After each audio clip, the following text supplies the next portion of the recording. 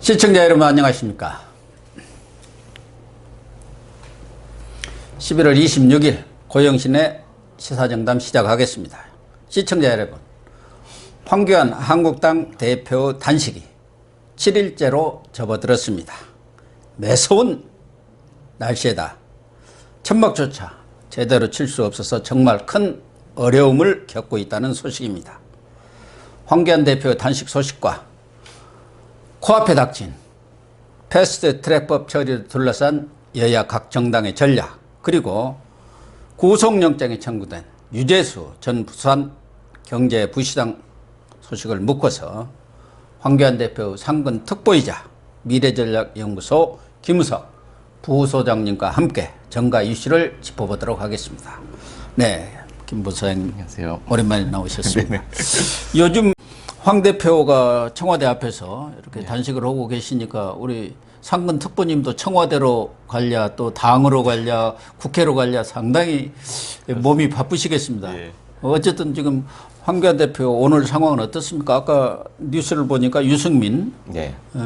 바른미래당 의원도 다녀간 것으로 이렇게 되어 있던데요. 예, 어제 오늘 해가지고 여러분들이 다녀가셨죠. 어제는 이해찬 대표도 다녀가셨고 지금 제일 거시는 것은 건강 문제 아니겠습니까? 건강 문제. 예, 어떤 상황이십니까? 제가 일요일 날 새벽에 봤을 때는 그래도 잘 견디시는구나 그러시니까요. 그랬는데 오후에 가니까 완전히 다르더라고요. 그리고 어제 가보니까 일어나지도 못하시는 그런 상황이 돼서 야, 이렇게 금방 안 좋아지면은 정말 힘든데 이런 생각이 들었습니다. 그러니까 날씨가 워낙 추운 데서 맞습니다. 밖에서 이렇게 단식을 하시다 보니까 과거에도 여러분들이 했지만 그런 분들은 이제 좀 좋은 날씨도 있었고 또 실내에서 하다 그렇죠. 보니까 뭐 좀 그 체력을 예. 보강할 수가 있고 좀 그런데 지금은 워낙 악조건이에요.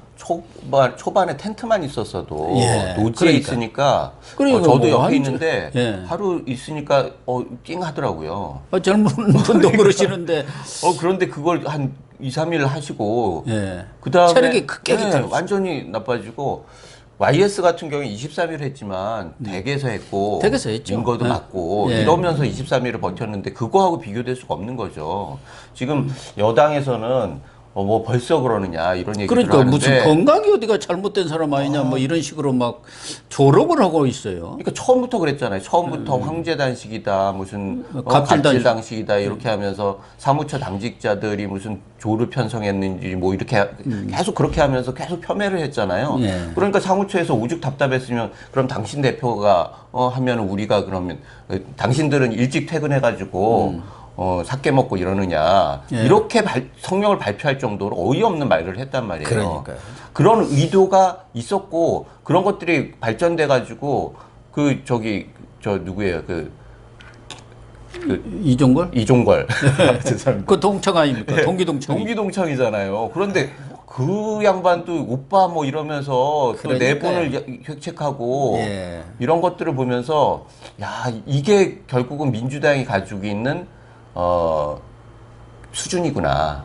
그래서 그것이 발현돼 있는 것들이 지금까지 계속 이어져 왔고 그게 지금 조롱으로 계속 이어지는구나 라고 하는 생각이 들어서 정말 씁쓸했습니다. 뭐 정치인이기 이전에 인간의 도리라는 게 있는 거 아닙니까? 어제도 그래요. 어제만 해도 그렇게 누워 계시는데 와가지고 김광진 그 비서관이 예. 문자 보내가지고 철거하지 않으면 강제 집행하겠다 그 이렇게 몽골 하고 텐트 하나 겨우 쳐놓은 걸 네. 가지고 어제도 오후에 쳤어요 그것도. 이해찬 대표가 이해찬 대표가 다녀가시자마자 그런 거 다녀가시고 상황이 여의치 않으니까 그 전에는 뭐 배낭까지 뺏어갔잖아요. 침낭까지. 그런데 어떻게 해가지고 몽골 텐트가 양해하에 쳐진 걸로 알고 있는데 그런데 지금 이해찬 대표가 다녀가자마자 바로 그 청와대 비서관이라고 해요. 그 비서관이라고 하는 젊은 비서관이 문자로 띡 보내가지고 철거 안 하면은 집행할 수밖에 없다. 이게 말이 되는 겁니까? 그들이 말하는 수준이 딱 이런 정도니까 당이나 청와대나 수준이 이런 정도니까 사람들이 붕괴하지 않을 수가 없는 거죠. 그런 지시가 이해찬 대표나 문재인 대통령의 뜻이 담겼다고 봐야 하나요? 어떻게 되나요? 아니 자기들끼리 비서관들이 알아서 그렇게 정했을까요? 아니죠. 분위기가 그런 거죠. 만약에 이렇게 불거졌다라고 하면 대통령이 특별한 적어도 불편하지 않도록 배려를 좀 해줘. 이런 얘기 나올 법 하잖아요. 아, 제1야당 대표 아닙니까? 그러니까 당연히 그렇게 하면은 자기 집 문 앞에 와서 그러면 당연히 거기 있는 사람들도 그래도 조금만 텐트 하나 이렇게 하는 거예요. 양해가 되는 거 아닙니까? 그런데 그런 것도 안 하는 상태에서 뒤늦게 해가지고 거의 일주일 다 돼가지고 쳐놓은 거를 철거하겠다고 통보하는 게 청와대 분위기죠. 그거 뭐 대통령의 뜻인지 모르겠습니다만 대통령이 적어도 전혀 신경을 안 쓰고 있고 피하고 싶어 하는 건 분명한 것 같습니다. 어쨌든 뭐 황교안 대표께서도 어제 SNS를 통해서 단식을 계속하겠다 이런 입장을 표명을 했는데 지금은 건강 상태로 과연 언제까지 버틸 수 있을지 그런 게 좀 궁금하네요. 어제도 그 의사분이 다녀가셨는데 지금 여러 가지 뭐 좀 신체적인 굉장히 안 좋은 뭐 바이탈 사인이나 이런 것들이 안 좋을 뿐만 아니라 부작용들도 굉장히 많다고 그래요. 지금 염증도 좀 있고 이런 공개되지 않았는지 모르지만 내부적으로는 그런 것들을 굉장히 우려하고 있습니다. 그런데 이런 상황에서 단식과 관련된 직접적인 것뿐만 아니라 그 상황에서 벌어지는 여러 가지 부작용들 이런 것들이 상승작용을 하면서 굉장히 급격하게 안 좋아질 수가 있거든요. 그러니까요.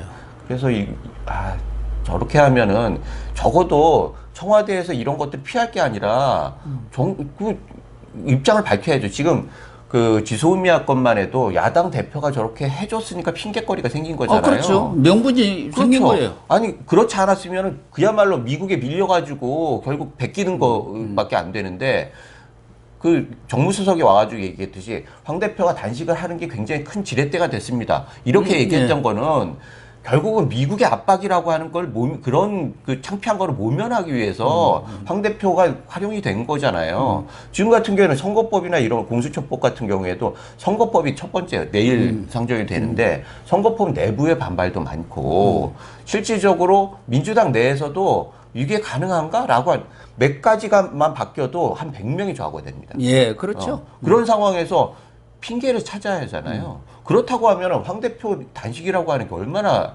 활용하기 좋은 핑계입니까? 그런 것들을 활용해가지고 국정을 좀 바로 잡고 그렇게 해야 하는데 지금 그야말로 처음부터 끝까지 다 몰아가겠다.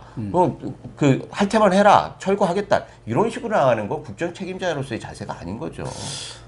지금 한 아세안 특별 정상회의라는 것이 열리고 있는데 국민들은 열리는지 마는지 관심도 없어요. 지금 자기들끼리 뭐 그렇죠. 부산에서 뭐 북치고 장구치는 것 같은데 어쨌든 문재인 대통령도 오늘 내일 끝나면 올라올 거 아닙니까? 그러면은 황 대표 거기서 단식하고 있는데 그냥 쏙 헬기 타고 가죠.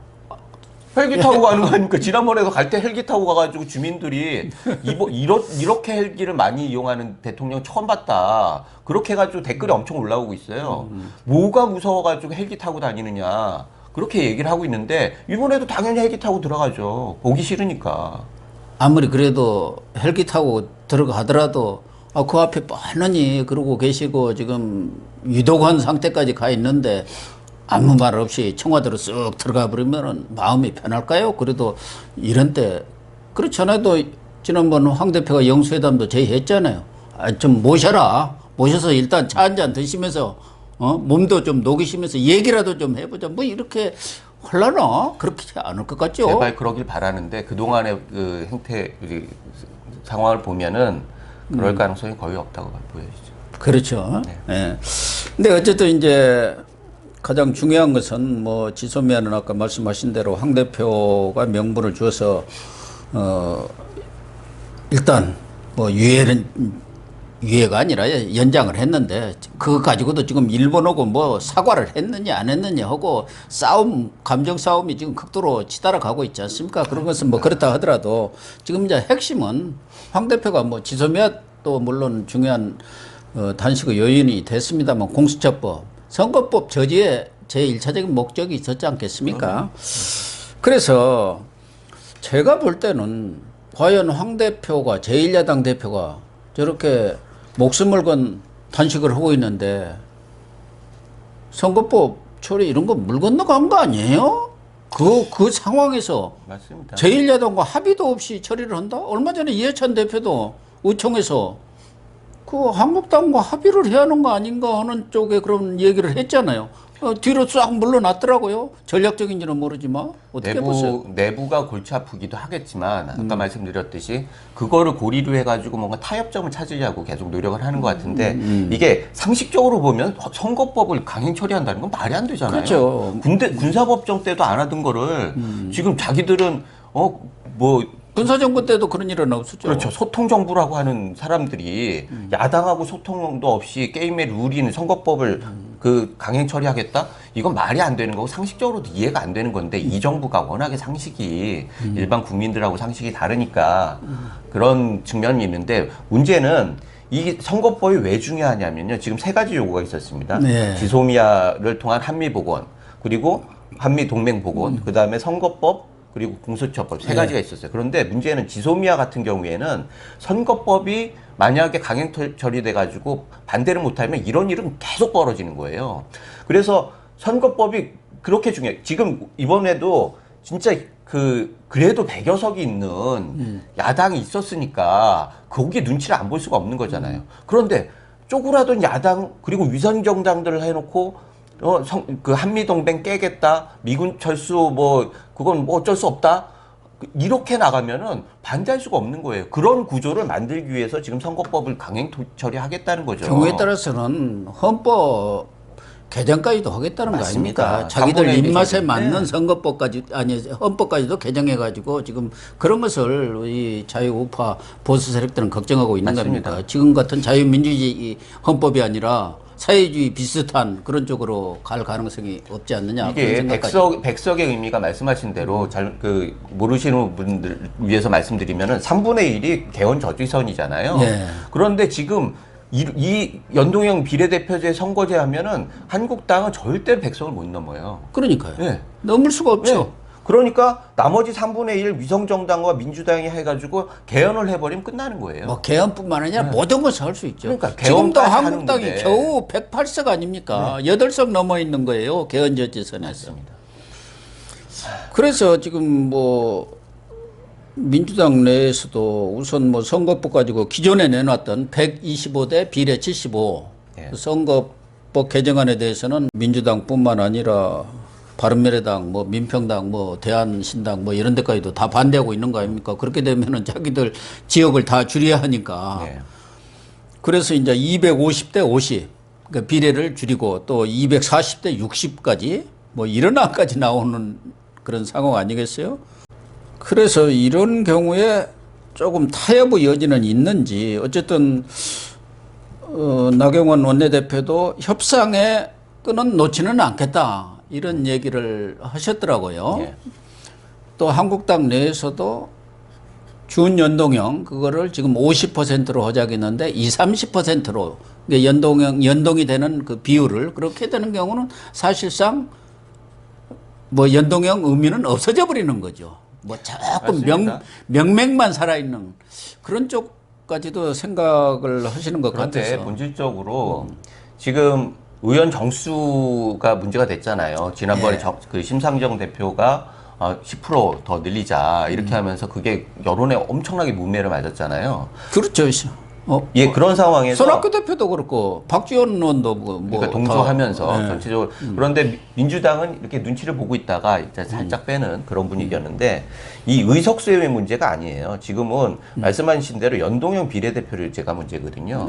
그래서 연동형 지금 60석 이런 정도로 가지고 연동형 비례대표제를 하면 교섭단체가 훨씬 더 많이 늘어날 수밖에 없어요. 그러면은 여권에서 위성정당을 많이 거느릴 수 있는 거죠. 지금 신생정당으로 등록 온 게 무슨 30몇 개라고 하지. 아니 지금 3석짜리 몇 석짜리 가지고도 민평당이 지금 대표들 불러가지고 예. 이렇게 같이 하는데 교섭단체라고 하면은 힘 있는 거니까 국회도 좌우할 수 있어요. 예.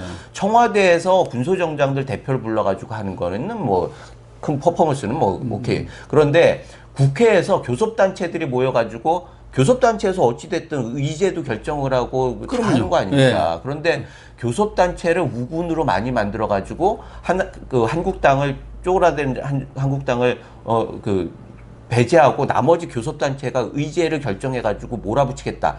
이것이 문제거든요. 그래서 지금 논의가 되는 게 결국은 교섭단체를 만들지 못할 정도로 연동형 비례대표를 포션을 줄이자라고 하는 대안들이 나오고 있는데 이 부분에 있어서는 사실은 지금은 기싸움을 하는 거죠. 그러니까 황 대표 같은 경우에는 목숨 걸고 이 상황을 끝까지 막아내겠다라고 하는 거고 여권에서는 어찌됐든 한국당을 최소화해가지고 자기 판세를 이번 기회에 확실하게 만들겠다라고 하는 거잖아요. 그래서 이 기싸움 속에서 일정적으로 버텨주고 그 다음에 자잘한 협상 같은 거는 하는데 핵심은 말씀하신 대로 연동형 비례대표제를 어떻게 무의미하게 만드느냐, 네. 교섭단체를 어떻게 최소화하느냐라고 하는 게 집중될 거라고 보여집니다. 일단 제가 볼 때는 민주당으로서는 12월 2일까지는 예산을 일단 처리를 하고 그 다음에 12월 17일까지로 지금 협상 시한으로 정했지 않습니까? 12월 17일부터는 아마 예비 후보 등록이 시작이 되기 때문에 그 이전에 뭔가 이 가닥을 잡아놔야 할 거 아니겠습니까? 그렇다고 한다면은 이제 예산안 처리 이후 선거법, 공수처법 일괄 처리를 위해서 이제 총력전을 펼 텐데 뭐 저희들이 볼 때 과연 한국당이 어떤 전략을 쓸 건가? 사실은 그렇게 바탕한 전략은 없어요.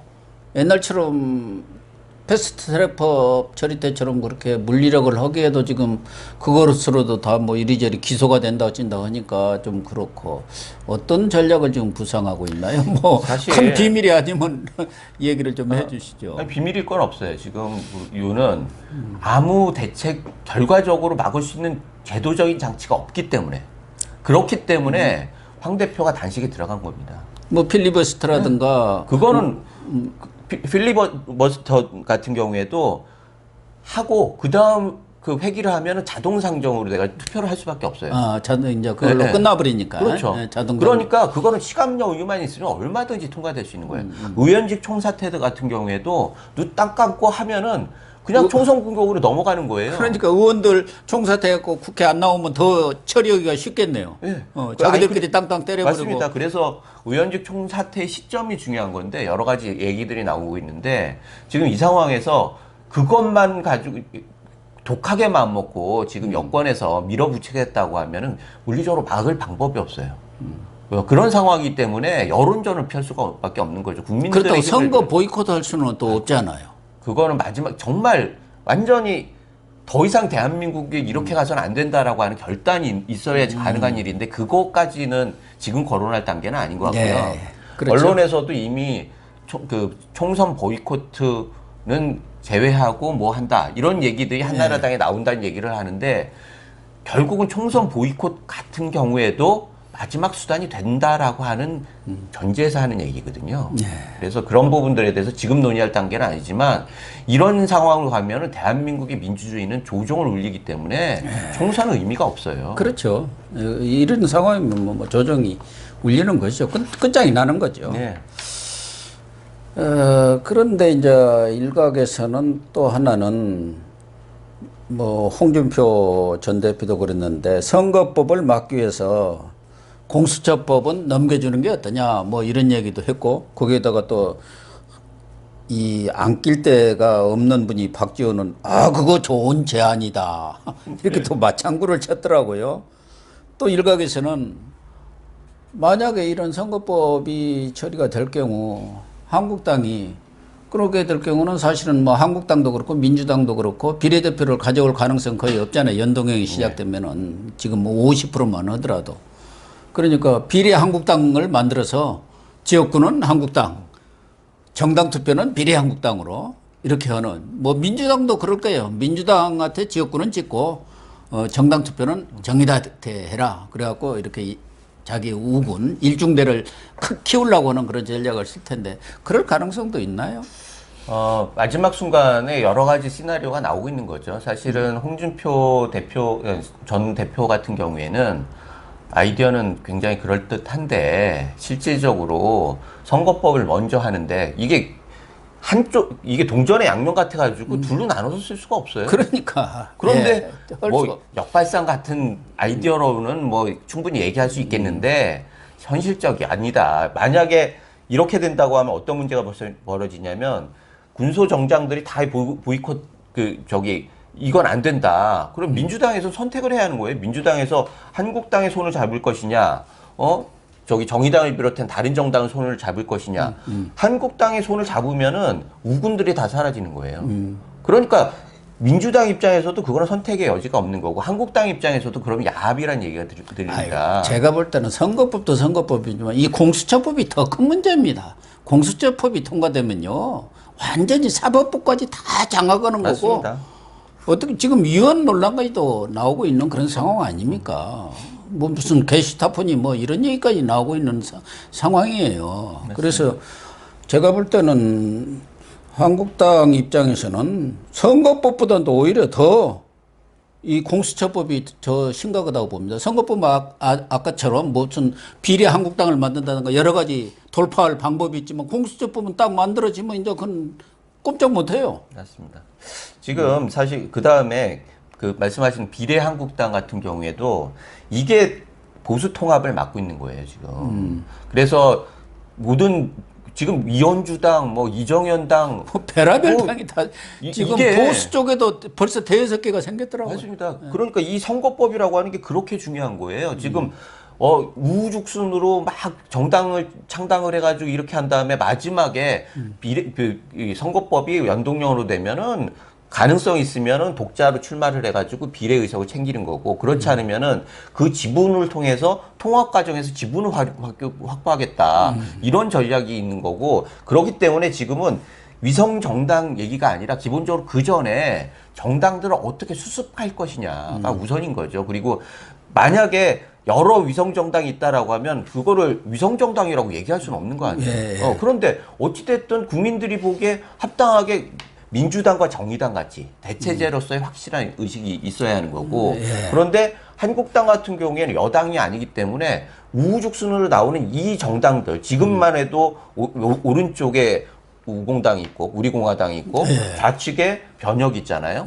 이것도 힘든데, 그런데 다시 이현주당, 이정현당 막 나와가지고 이걸 어떻게 조합할 거예요? 통합해가지고 이게 그 의미가 있으려고 하면은 비례당 하나가 있어야 합니다. 그렇죠. 찢어놓으면 이게 의미가 없어요. 교섭단체도 안 될 뿐만 아니라 그러기가 의미가 없어요. 그렇기 때문에 지금에 있는 선거법이 중요한 이유가, 거기에 목숨을 거는 이유가 이런 측면도 있다라는 말씀을 꼭 드리고 싶습니다.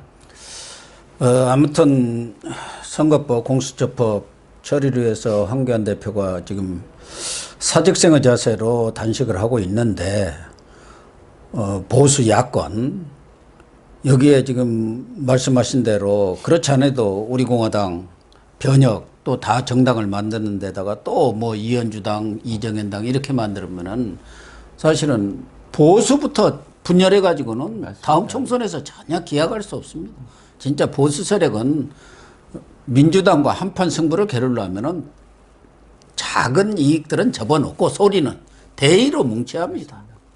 이 대의를 뭉치자고 지금 하고 있는 게 황교안 대표 단식 아니겠습니까? 맞아요. 내 목숨을 바칠 테니까 그 재단 위에서 우리 다 함께 힘을 모아보자, 이 뜻 아닌가요? 그렇죠. 지금 그 황교안 대표는 참 안타까운 처지가, 밖으로는 외적을 막아야 해요. 네.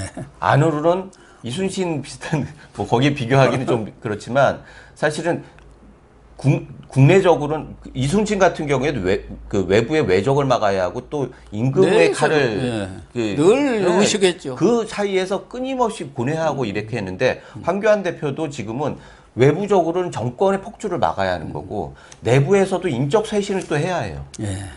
이 양쪽의 그 외부를 막기 위해서는 기존에 있는 의원들을 묶어내야 하는데, 이 기존에 있는 의원들을 또 국민들은 쇄신하고 그 물갈이를 하라고 하는 요구가, 그러니까 정치 구단이 아니라 누가 와도 안 되는 일이고, 그렇기 때문에 결단을 내리라고 외부에 있는 사람을 모셔온 거거든요. 그런데 이런 상황에서 쓸 수 없는 방법이 없기 때문에 지금은 마지막 수단인 목숨을 내거는 겁니다. 그래서 이런 상황에서도 지금 의원들도 뭐 앞에서는 막 하지만 나서가지고 막 적극적으로 하는 사람 거의 보기 힘들잖아요. 네, 그러니까요. 그러니까 예전에 YS 같은 경우에는 단식할 때 보도 통지도 있었지만, 그 상도동계들이 밖에 나와가지고 계속 언론도 만나고 국민들한테 호소를 하고 해가지고 자연스럽게 국민들 여론을 잃어가지고 결국 그런 것들이 이어져가지고 YS 문민정부가 탄생한 거 아닙니까? 지금 같은 경우에는 이런 게 전혀 없어요. 그래서 전 또 며칠 전에 우리 한국당 의원들은 황교안 단식에 대해서 강 건너 불구경하다시피 한다고 이렇게 비판적인 얘기를 했었는데 사실은 의원들이 지금 적극적으로 나서야 합니다. 국회에서 농성도 하고 뭔가 거기에 황교안 대표에다가 힘을 실어주고 거기에 여론전화하는 그런 게 있어야 하는데 다들 그냥 찬박에 가서 얼굴이나 내밀고 또 텔레비 뭐 나오려고 뭐 카메라만 오면 그냥 왔다가 얼굴 비치고 싹 사라져버리고 지금 그런 상황 아니에요. 제가 여기 고용신집에 나올 수 없을 정도로 쇄도를 해야 하는 거고요. 지금 우파 매체들이 몇 개 있잖아요. 여기에 100% 활용을 해야죠. 나와가지고 황교안 대표가 왜 이렇게 하고 있으며 그 정당성이 뭐며 우리 목표는 뭐고 여러분들이 도와주지 않으면은 황교안 대표 죽는다. 이렇게 얘기를 해야 하는데 거기에 그 한국당에 아주 최고위직 있는 분도 내가 우리 여기 나와서 그 황교안 대표로 그런 부분과 관련해서 좀 얘기 좀 하자니까 답변도 없네요.